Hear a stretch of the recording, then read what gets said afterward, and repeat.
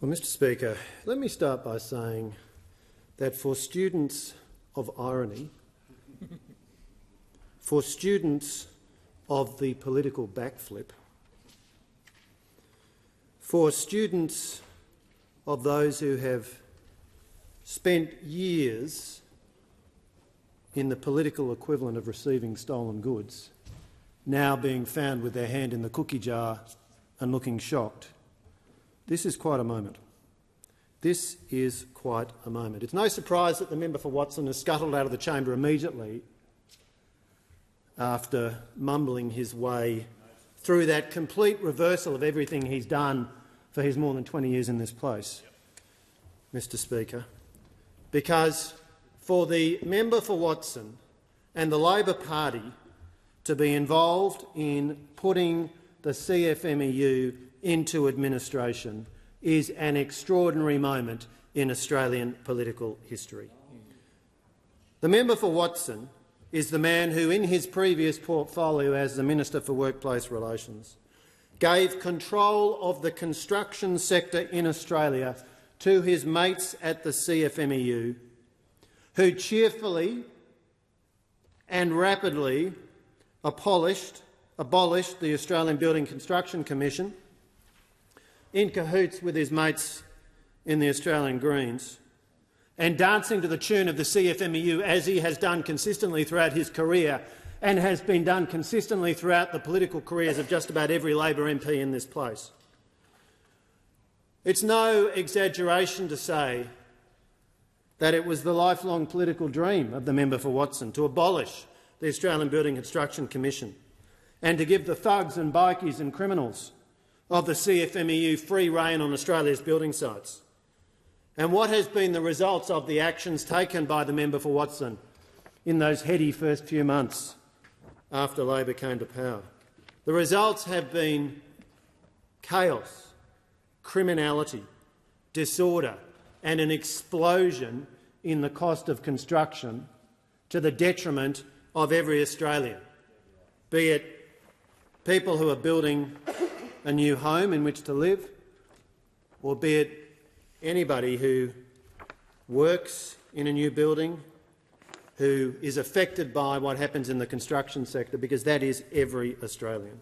We have seen nothing short of chaos, of bullying, of violence, of intimidation, of harassment, of thuggery, of bribery, of corruption, of criminality, and all of that has followed from the actions enthusiastically taken by the member for Watson with the full support of the Prime Minister and the entire caucus since Labor came to power. They abolished the Australian Building Construction Commission and they introduced tranche after tranche of legislation to remake the framework which applies to industrial relations in this country, to grant unions, including the thugs and criminals and the bikies and the misogynists of the CFMEU, unprecedented rights to enter into workplaces around the country.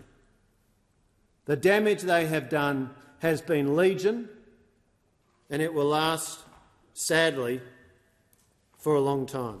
And how did the Prime Minister respond to this set of actions and outcomes orchestrated and delivered by the member for Watson? The Prime Minister promoted him. He promoted the member for Watson following his disastrous performance as Minister for Employment, Minister for Workplace Relations. And the legislation that is before the House today, the legislation that a shamefaced member for Watson has very briefly spoken about this morning before deciding he had urgent business elsewhere, that legislation is necessary and occurs as a direct result of the incompetence of the Albanese Labor government, the incompetence of the Prime Minister, the incompetence of the member for Watson, and a series of disastrous choices they have made to look after their mates in the CFMEU, regardless of their proven, incontrovertible track record of corruption, criminality, thuggery and bullying over 10 or 15 or 20 or more years, to ignore all of that and make a series of dreadful, dismal, disastrous decisions. And now The consequence has been very detrimental impacts on the Australian economy, on the people of Australia, and on regulation and the rule of law in the construction sector. This Prime Minister and the member for Watson were very happy to change workplace laws in Australia to directly benefit the CFMEU. And why? Because their path into government has been smoothed, facilitated by the millions of dollars in donations paid by the CFMEU to the Australian Labor Party. And in exchange for well over $6 million received by the Labor Party since the current Prime Minister became the Leader of the Opposition, we have seen his government happy to tear down much of the fabric of Australian industrial relations legislation, very much to the detriment of just about everybody in Australia who is not a union boss. Of course, the actions of the Albanese Labor government and the member for Watson were warmly welcomed, perhaps unsurprisingly, by the thugs and crooks and criminals of the CFMEU. Let me turn to the Western Australian branch of the CFMEU. Their construction worker magazine, Summer 2023, had a picture of a tombstone with the words, quotes, "ABCC dead and buried. The ABCC has been laid to rest under 10 tonnes of concrete happily poured by CFMEU members," close quotes. That is an occasion when they do happily pour concrete. On other occasions, they've been perfectly happy to interrupt a concrete pour at a cost of hundreds of thousands, if not millions of dollars, and one of their preferred modes of industrial thuggery. The CFMEU and the Labor Party knew full well that by abolishing the ABCC and through the other actions that the member for Watson and this Albanese Labor government took, they were handing effective control of the construction sector in Australia to this militant, corrupt, criminal union. And the rich array of convicted criminals, bullies, thugs, drug dealers, bikies and other undesirables who are key officials of this union across the country. The opposition has sought to raise these issues in the public interest at every turn. The member for Watson has been very happy to shut down that debate repeatedly. For example, during the second reading debate for the Fair Work Legislation Amendment Bill in November 2022 or the Fair Work Legislation Amendment Bill in 2023, in both cases, every possible procedure of this House used by the member for Watson to gag debate, to reduce the time allowed for consideration in detail, to reduce the time allowed for scrutiny of the cosy arrangements entered into by this government on repeated occasions to make life easier for the crooks and thugs and criminals and bikies of the CFMEU at the expense of the welfare and the interest of the great majority of Australians.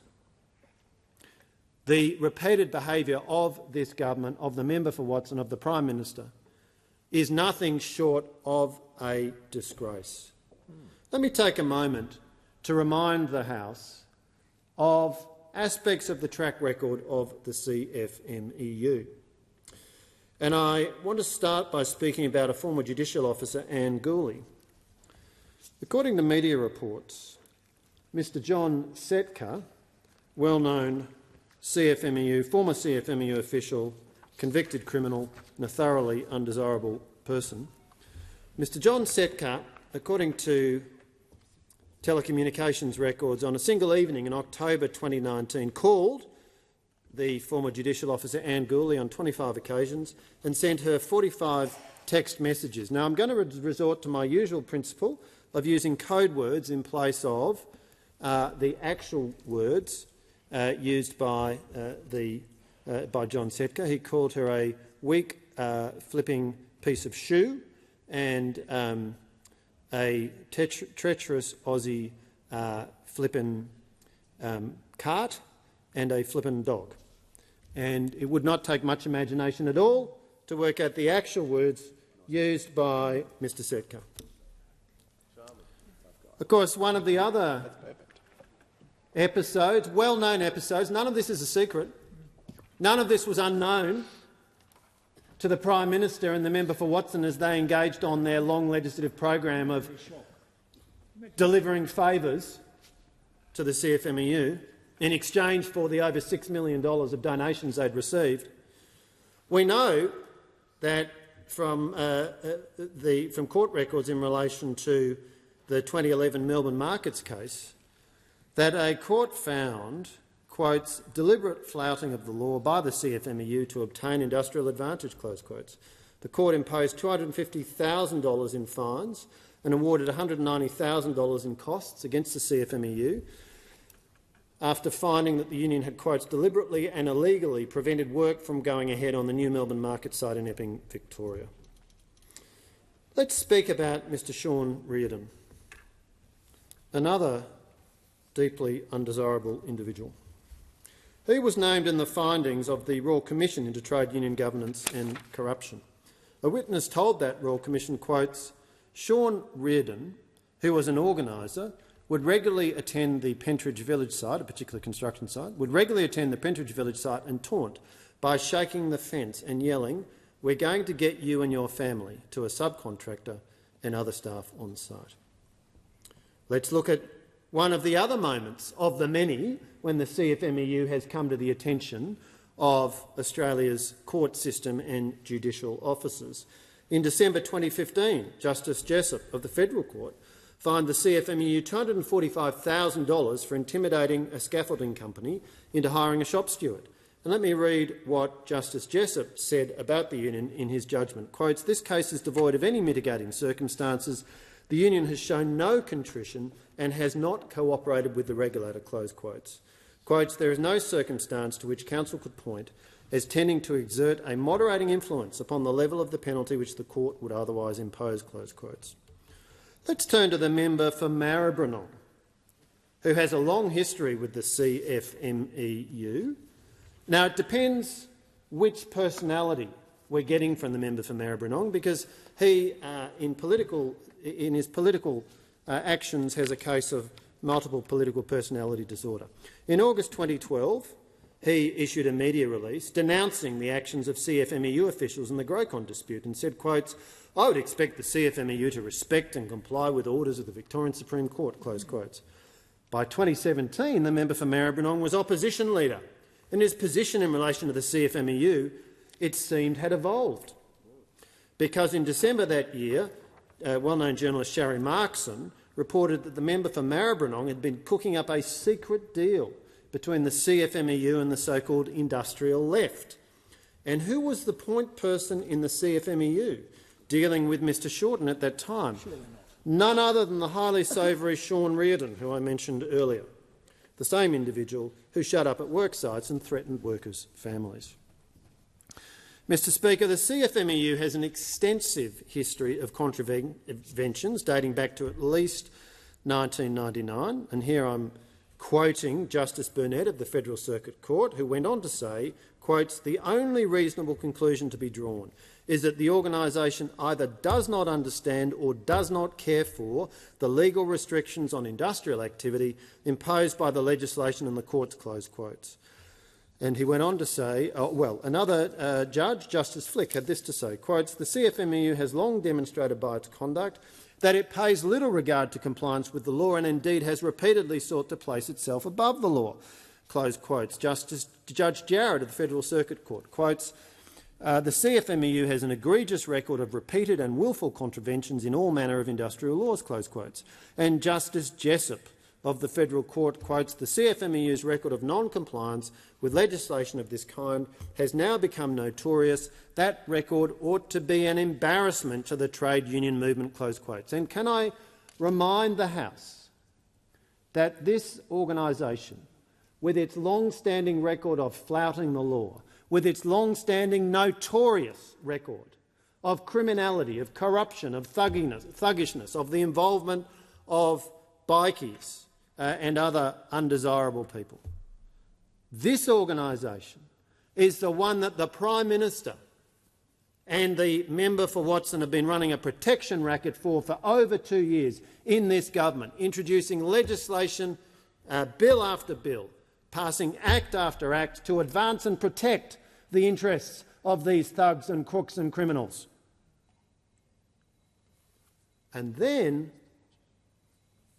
just a couple of months ago, after extensive media investigations, and I want to commend the journalists involved, it does take some personal courage to stand up to people who have a track record of threatening the families of those they disagree with, of threatening physical violence and indeed executing physical violence upon people with whom they disagree, threatening their pets, all kinds of unsavoury things. So it takes courage, and I want to congratulate the journalists involved. But just in July this year, extensive media coverage, 60 Minutes and the 9 Entertainment Limited newspapers, outlining corruption, intimidation, bullying, thuggery, bribery, criminal behaviour and building sites run by illegal motorcycle gangs. And the member for Watson was shocked. The Prime Minister was shocked. The entire Labor Party was shocked. They had no idea that this has been going on, apparently. No idea. Came as a dreadful surprise. You almost have to feel sorry for them.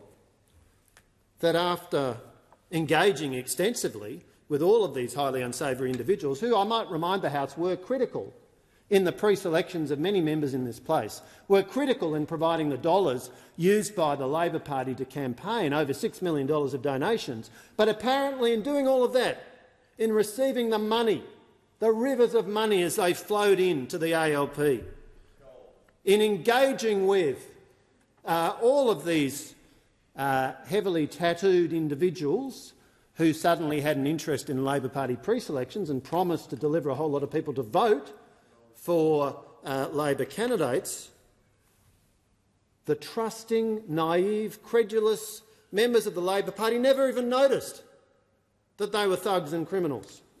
Apparently they didn't notice what was said on their T-shirts, didn't notice that they were heavily tattooed. Didn't read a newspaper. All of that went over their heads. And so in July, when all this appeared in the media, it was an enormous shock that they had to call for the vapors, that they needed to be revived. I mean, one almost has to feel sorry for them, that these trusting, credulous people who believe the best of everybody, including the thugs and criminals of the CFMEU, all of a sudden their idealism was facing a considerable challenge. It was as if the blindfolds were lifted from their eyes, Mr. Speaker.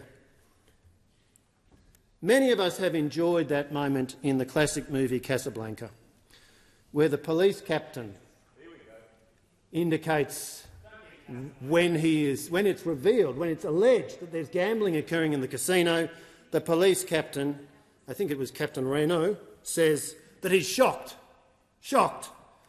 But his performance was as nothing compared to the performance that we've seen from the member for Watson and the Prime Minister. And the simple fact is, Deputy Speaker, this would be funny if the stakes were not so high.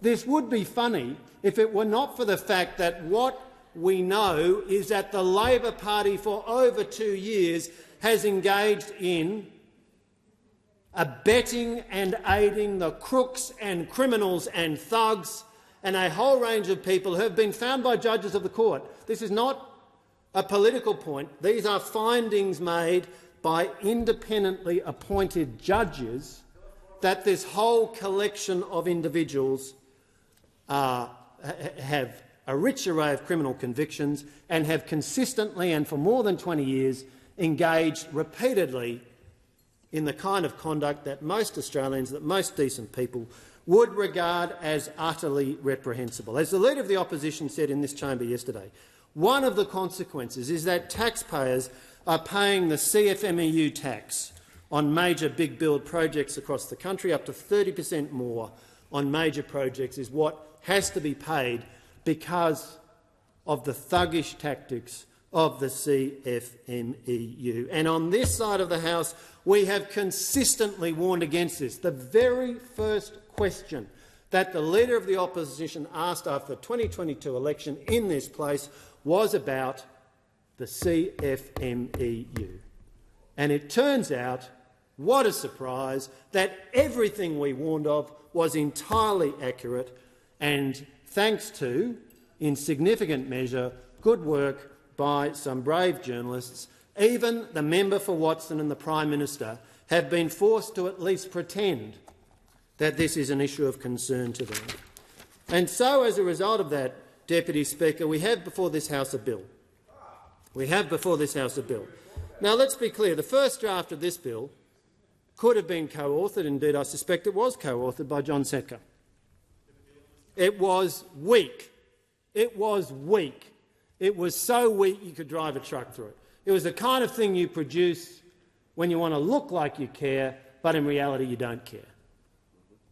But thanks to the extraordinary and assiduous work of Senator Cash, Shadow Minister for Employment and Workplace Relations, this bill has been significantly strengthened.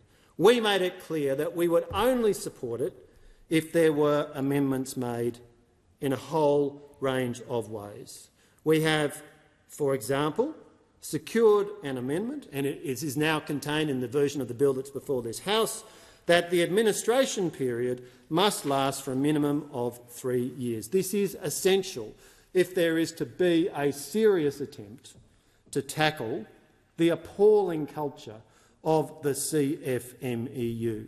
Because when you have this entrenched degree of criminal activity, of bullying, of thuggery, of intimidation, that is not going to be something that can be solved overnight. It will take assiduous and determined work. But, you know, the way that the bill was drafted initially, the minister, Senator Watt, could have chosen to stop the administration one day after it started. Now, why, you might ask? Why would anybody of goodwill contemplate doing that? Well, you need merely look at the track record of this government, of which Senator Watt is a significant part, in looking the other way for over 2 years and in ignoring all of the damning evidence on the public record over close to 20 years of the thuggery, criminality and corruption of the CFMEU. If this Labor Party is prepared to overlook that in exchange for more than $6 million, I tell you what, if the Act did not require that the administration last for at least 3 years, they would have been looking to shut it down within weeks. You would have to be naive not to expect that that was the inevitable outcome on the drafting as it was originally presented to us. And we said, quite frankly, that's a joke and we're not going to agree to it. And thankfully, that point has been acknowledged. There's also enhanced transparency, with the government agreeing that the administrator must report to Parliament every 6 months so that there can be oversight from all parties and not just from the political lapdogs of the CFMEU who make up the current government. The administrator will be required to provide the detailed financial information of the CFMEU in these reports. That is very important, and on this side of the House we will be scrutinising those reports carefully. It is important that the administrator is given the tools to do his job properly, and it is essential that progress is made. Now, a very important point is that while the CFMEU is in administration, it would be entirely inappropriate, entirely improper, that the CFMEU continue to shovel millions of dollars towards the Labor Party in political donations. The administrator has, I'm pleased to say, thanks to the assiduous work of Senator Cash, the administrator has now set out in writing the guiding principles and goals he determined before accepting the role, and one of those is as follows, quotes, "The union will not engage in party politics during the administration. Donations, positions at political party conferences, promotions of particular candidates." So, by the way, tip to Australia's tattooists, don't go and set up temporary parlours near ALP conferences coming up, because one of your major sources of business won't be there. Now, he also said, quotes, "Further, I can advise you that I intend should I be appointed as administrator, to vary the rules of the Construction and General Division of the CFMEU to prohibit the making of party political donations or the funding of party political campaigns." Close quotes. Other amendments secured thanks to the assiduous negotiation of Senator Cash, thanks to the determined work of the coalition, informed by the bitter experience of the victims of CFMEU criminality and corruption and thuggery around this country, who have been in constant dialogue with any parliamentarian of goodwill who's willing to listen to them. And on this issue, that excludes more than half of this House. But there have been so many victims of the CFMEU's thuggery, and we have listened carefully and we have studied the grim history of the consequences of the CFMEU's behaviour and criminality over some 20 years. Amendments secured by the opposition, by the coalition, and contained now in the form of the bill that's before this House include: the administrator will have the ability to ban rogue CFMEU officials for life. The government had a maximum 5-year ban in the original legislation. An extension of the administration to a maximum of 5 years, up from the 3 years proposed by the government. There's a list of matters in the Act, in the bill, that the administration scheme needs to address. The wording has been changed to say the scheme must address these matters, whereas previously it was may. Here's a very important change we've made. It turned out that the draft bill set out a date before which the retrospective application of civil penalties could not occur. And by a remarkable coincidence, extraordinary coincidence, that date was after John Setka had resigned from the union. Imagine that. What a coincidence. Extraordinary. Deirdre Chambers, what a coincidence.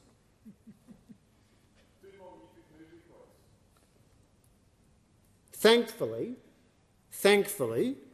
that particular outrageously transparent attempt to protect their mate has been removed and replaced with a date that will allow retrospective civil penalties to apply to a date before Mr Setka resigned from the union. Other amendments secured include confirming investigations into the past conduct of the CFMEU, and all of the amendments secured by the opposition and now contained in the form of the bill before the House are ones that are critical to the operation of the administrator and will mean that we have a tough scheme in place to address lawlessness in the construction sector. But this is not where it should stop, Deputy Speaker. I want to make this point. This legislation is important, but it is not sufficient to address the problems in the CFMEU. We have made it clear on this side of the House what needs to happen to restore law and order in the construction sector, but surprise, surprise, the Albanese government is too weak to take those next steps. If the Prime Minister wants to clean up the construction sector, he needs to bring back the Australian Building and Construction Commission. It is critical that we have a body which can combat lawless activity in the construction sector. And the Albanese government also needs to pass the measures from the Ensuring Integrity Bill, which the government rejected in 2019.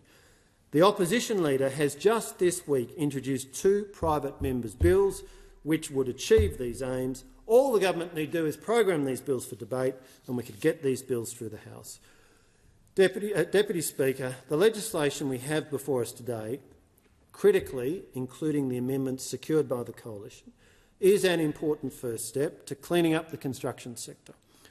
It will be a long journey to change the truly atrocious culture entrenched by the CFMEU.